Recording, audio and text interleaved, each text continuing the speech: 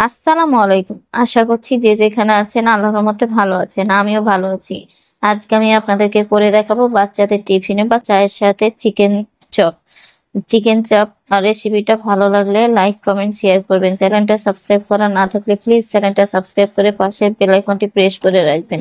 তাহলে নতুন রান্না আপলোড করার সাথে সাথে নোটিফিকেশন চলে যাবে। আর ফেসবুক থেকে দেখলে পেজটি ফলো করে রাখবেন।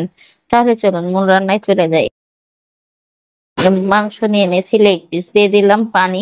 এখানে আমি কিন্তু ২ কাপ পানি দিয়েছি। আমি এটাকে সিদ্ধ করে ঢাকনা দিয়ে ঢেকে দিলাম। যখন ফুটে গেছে তখন এভাবে উল্টে দিচ্ছি। মাংসটাকে কিমা করে নিব। তাই ভালোভাবে সিদ্ধ করে নিয়েছি। দেখেন আমার মাংসটা কিন্তু খুব সুন্দর হয়ে সিদ্ধ হয়ে গেছে। আমার এই মাংসটা সিদ্ধ হতে লেগেছে ১০ মিনিট।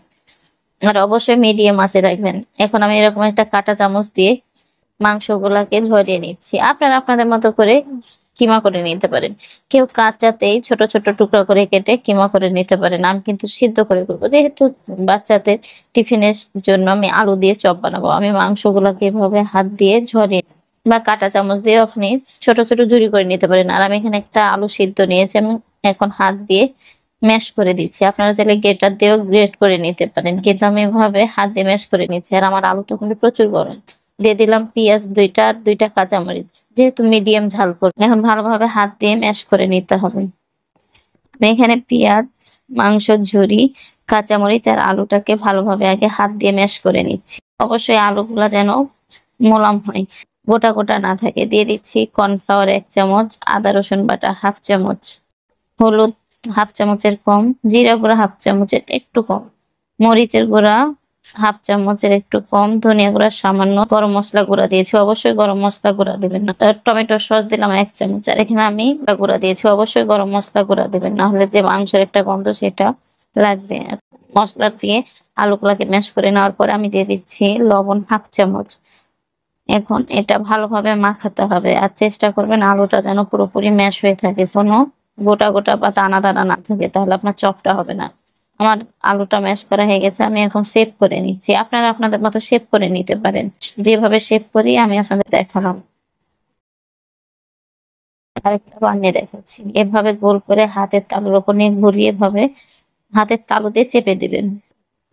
আমি এভাবে সবগুলাই করে নিচ্ছি। আর এভাবে করে নেওয়ার পরেও কিন্তু আপনার ফ্রিজ আপ করে রাখতে পারেন। এখন একটা ডিম আমি ফাটিয়ে নিচ্ছি।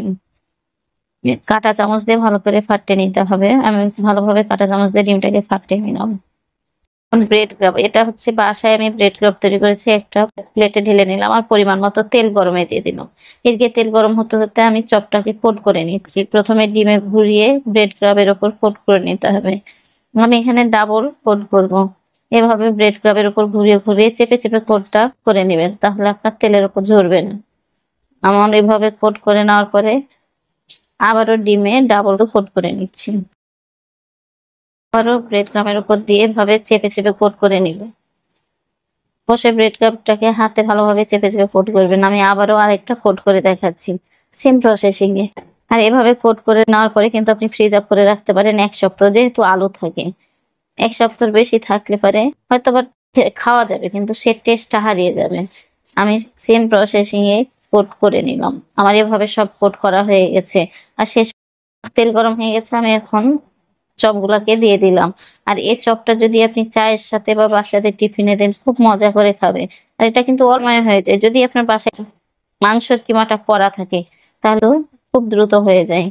আমি দেওয়ার পরে ২ মিনিট পর উল্টে দিচ্ছি। যখন নিচটা দেখবেন হালকা ব্রাউন কালার হয়ে এসছে তখন এভাবে উল্টে দিবেন। আর যদি আপনি লো হিটে ভাজেন তাহলে কিন্তু আপনার কোটগুলা খুলে, খুলে যাবে। আর হাই হিটে দিলে খুব দ্রুত হয়ে যাবে। তাই এটা মিডিয়াম আঁচে রাখলেই বেশি ভালো হয়। আমি এভাবে উল্টে পাল্টে কিন্তু ভেজে নিচ্ছি। আর অবশ্যই একবার এভাবে করে দেখবেন। আশা করছি ভালো লাগবে। এভাবে বানালে বাচ্চা-কাচ্চারা খুব মজা করে খায়। ভাজা হয়ে গেছে। আমি ছাঁকনির উপরে একটা খুন্তি দিয়ে এভাবে উঠে, উঠে নিচ্ছি। তাহলে আপনার যে এক্সট্রা তেলটা সেটা ঝরে যাবে। আপনারা চাইলে কিচেন টিস্যুর উপরেও রাখতে পারেন। আমি প্লেটে দিয়ে দিলাম। এভাবে একটু গুছিয়ে নিচ্ছি।